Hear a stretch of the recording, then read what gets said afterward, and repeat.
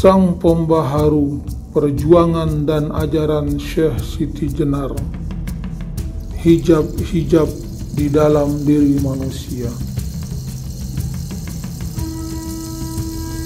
Para pendengar ngaji bareng 19, perjuangan mencari Allah adalah perjuangan yang sangat maha dahsyat yang hanya mungkin dilakukan oleh pejuang-pejuang tangguh yang tak kenal kata menyerah. Allah Subhanahu wa Ta'ala bukanlah Tuhan statis yang membiarkan dirinya gampang ditemukan. Allah senantiasa membentangkan hijab berlapis-lapis dan berbagai halangan, rintangan untuk menyelubungi keberadaan dirinya. Sekalipun para pencarinya mengetahui bahwa dia adalah inti segala sesuatu dari ciptaannya,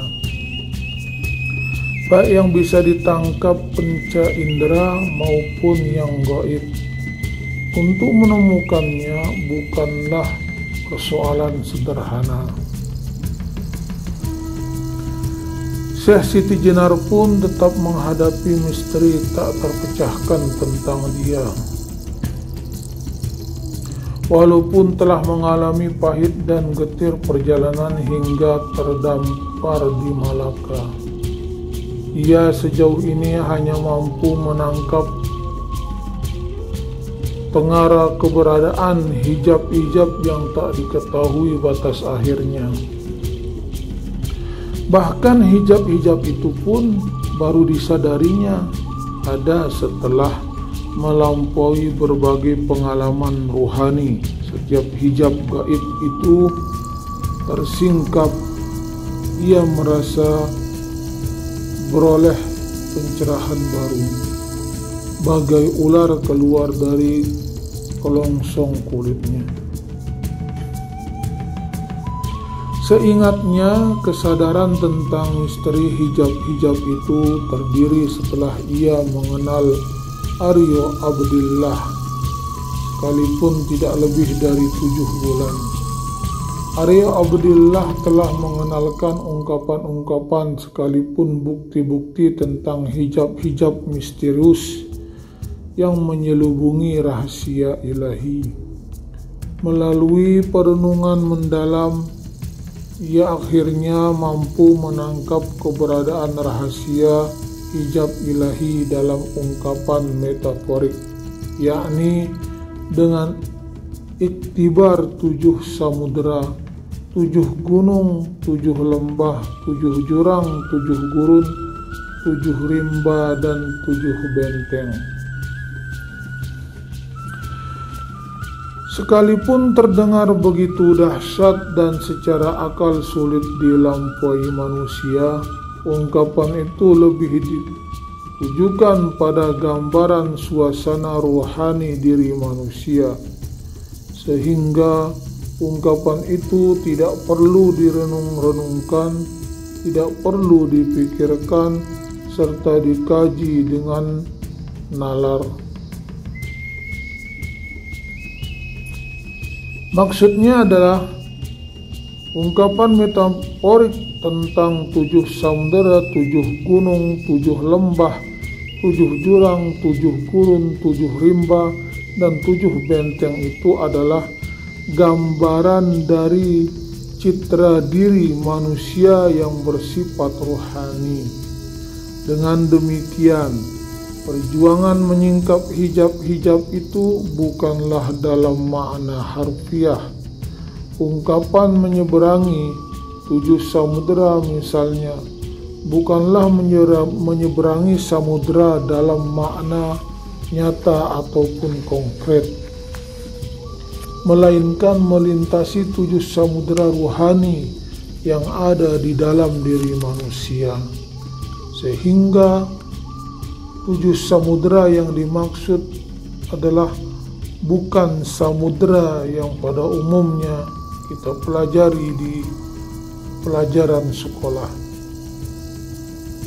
Ia menyadari bahwa Perjuangan terberat dalam upacara mencarinya adalah melintasi samudera, gunung, lembah, jurang, gurun, rimba, dan benteng yang ada di dalam diri manusia itu sendiri. Sebab sesungguhnya itulah lapisan hijab-hijab yang menyelubungi diri manusia. Bertolak dari pengalaman ruhani dan perenungan yang telah dilakukannya, ia memahami benar sabda Nabi Muhammad kepada para sahabat ketika kembali dari perang Badar. Kita baru kembali dari perang kecil untuk menuju perang besar, yakni perang melawan hawa nafsu.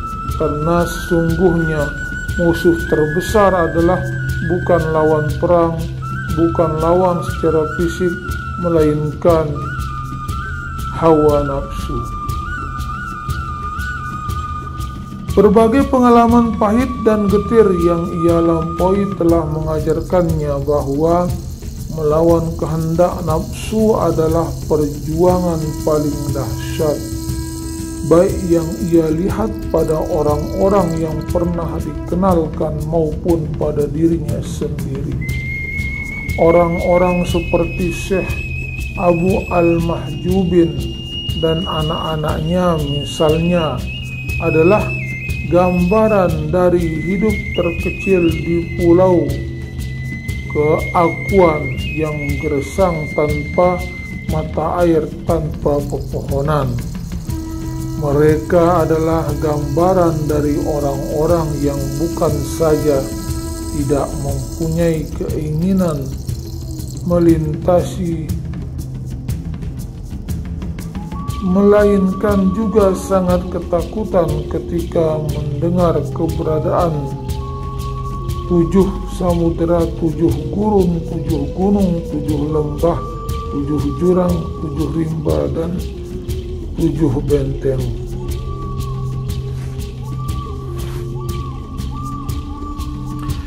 Ia sadar tidak semua orang berani menanggung akibat dari usaha melintasi 7 hijab tersebut. Hijab yang dimaksud tadi adalah 7 gunung, 7 samudera, dan 7 lainnya itu. Namun sebagai orang yang sudah bertekad bulat mencari keberadaan Allah, maka tantangan dan rintangan seberat apapun akan dilintasinya dengan berbagai risiko, termasuk kehilangan nyawa. Menurut pengalamannya, tantangan awal yang paling berat dan susah adalah melintasi 7 lembah kasal yang berhawa sejuk, ditumbuhi rumput hijau, tanaman bunga, pohon kemenyan, dan gaharu yang menebar wangi, sungai, danau, dan burung aneka warna yang merdu bernyanyi. Di lembah ini, para pencari lebih suka menenggelamkan diri dalam kemalasan naluri kemanusiaannya daripada bersusah-susah beribadah kepada Allah. Tantangan kedua tak kalah dahsyat adalah 7 jurang putur yang menganga siap menelan siapa saja yang jatuh ke dalamnya. Siapapun yang melihat ke dasar jurang yang seperti tanpa dasar itu, lazimnya akan menjadi lemah pendirian dan runtuh tekadnya untuk meneruskan perjalanan. Bagi para pencari yang masih kuat terpengaruh kehilangan duniawi, 7 jurang putur itu sangatlah menakutkan, sehingga melintasnya dengan suka. lebih suka tidak melanjutkan perjalanan daripada melintasinya dengan risiko tak pernah kembali. Kebimbangan selalu mencekam siapa saja yang mencarinya ketika harus melewati 7 jurang yang dimaksudkan tadi. Tantangan ketiga yang juga sangat dahsyat dan butuh perjuangan khusus adalah 7 gurun malal berupa hamparan pasir dan kebatuan yang membosankan. Di tengah perjalanan, para pencari sering dirayapi rasa bosan. Mereka enggan melanjutkan perjalanan, padahal 7 masih jauh. Tidak sedikit yang kemudian menggerutu, saya salah, dan saya sudah berjalan sangat jauh dan mengulang-ulang ibadah yang itu juga.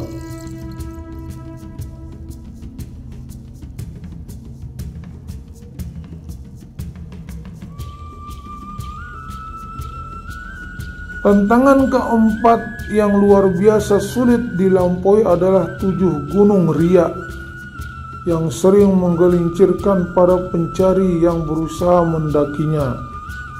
Para pencari yang mendaki gunung riya dengan puncaknya yang tinggi dan selalu diselimuti awan cenderung memamerkan kemampuan mereka.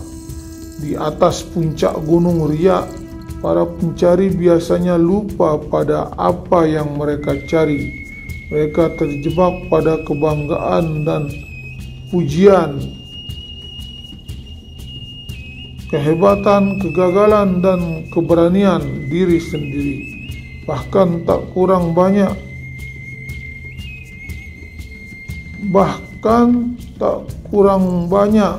yang terperangkap pada pamrih, sehingga tujuan mereka tidak lagi menuju Allah, tetapi ke surga yang lain dari Allah. Tantangan kelima yang sulit ditembus adalah 7 rimba sum'ah yang berisi renungan serigala.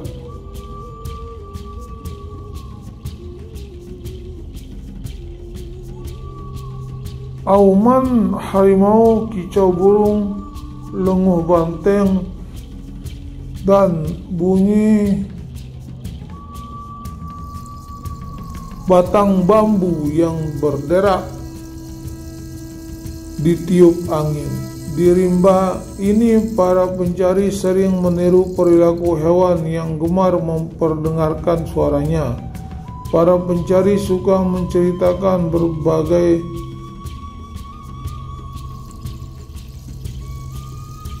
perilaku hewan yang gemar mendengarkan suaranya. Para pencari suka menceritakan berbagai amaliyah ibadah yang mereka lakukan dengan tujuan agar orang-orang menyanjung dan memuji mereka. Bahkan sering terjadi para pencari benar-benar terperangkap pada suasana suka dan benar-benar terperangkap pada suasana rimba raya, sehingga mereka menjelma hewan yang suka mengaum, melenguh, melolong, dan berkicau untuk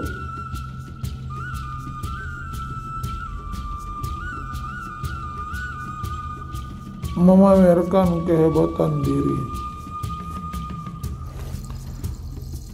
Tantangan keenam yang sulit diseberangi adalah 7 samudera. Ujub yang bergelombang dahsyat dengan ombak menggerumuh menerpa pantai dan batu karang. Di samudera ini, para pencari gampang terpengaruh oleh keberadaan samudera yang bangga dengan kedahsyatan ombaknya yang kuat dan tinggi mencakar langit. Di dalam hati mereka muncul kebanggaan dan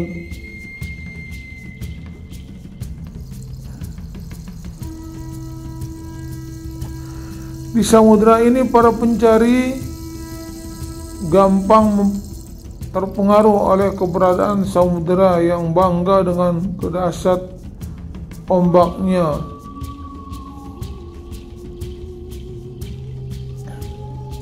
Di dalam hati mereka muncul kebanggaan dan puja-puji terhadap diri sendiri karena merasa amalnya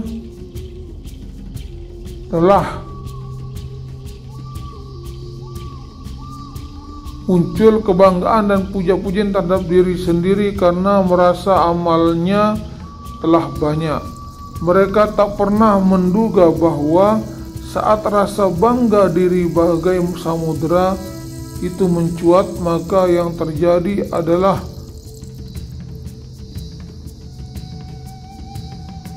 makna perjuangan ibadah mereka hilang, ibarat buih ombak yang dihampiri dengan pasir pantai. Tantangan ketujuh yang sulit ditaklukkan oleh para pencari Allah yaitu 7 benteng Hijbun yang berdinding tinggi dengan tembok kokoh berkurir dan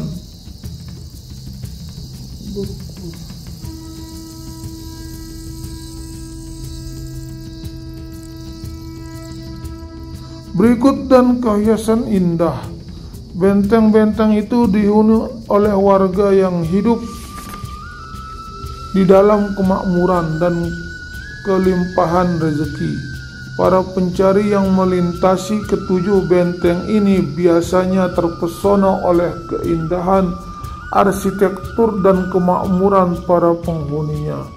Para pencari yang terpesona ini tak jarang terjebak mengaku bahwa benteng-benteng itu adalah miliknya dan merekalah yang membangunnya.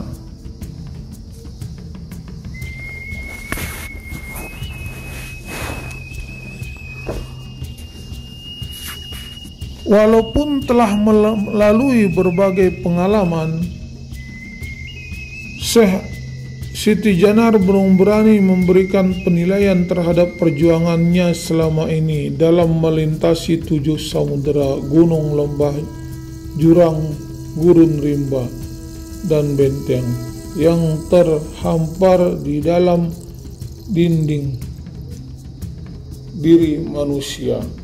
Ia merasa betapa hingga saat ini masih harus bergurat seru untuk menaklukkan keakuan yang terus membayangi semua gerak hidupnya, terutama saat bersaing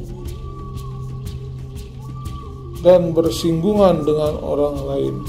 Ia masih sering jengkel dan marah kepada diri sendiri karena tanpa ia segala amaliyah ibadah yang telah dilakukan dengan secuil maksud agar dirinya dipuji.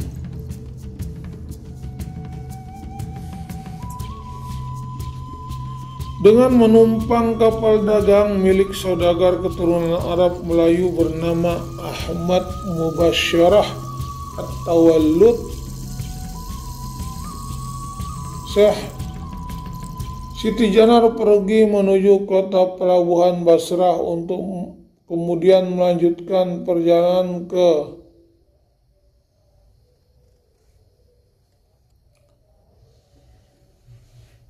Baghdad. Bahwa di Basrah dan Baghdad terdapat banyak ulama masyhur yang memiliki kedalaman ilmu rohani. Bahkan di antaranya terdapat wali-wali keramat berangkat dari kehausan akan ilmu-ilmu yang berkaitan dengan jalan mencari Tuhan. Maka ia akhirnya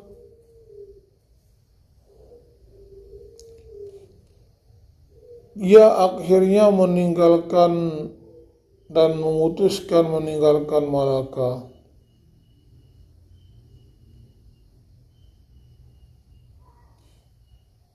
Terima kasih. Sekedar itu yang bisa dijelaskan. Wassalamualaikum warahmatullahi wabarakatuh.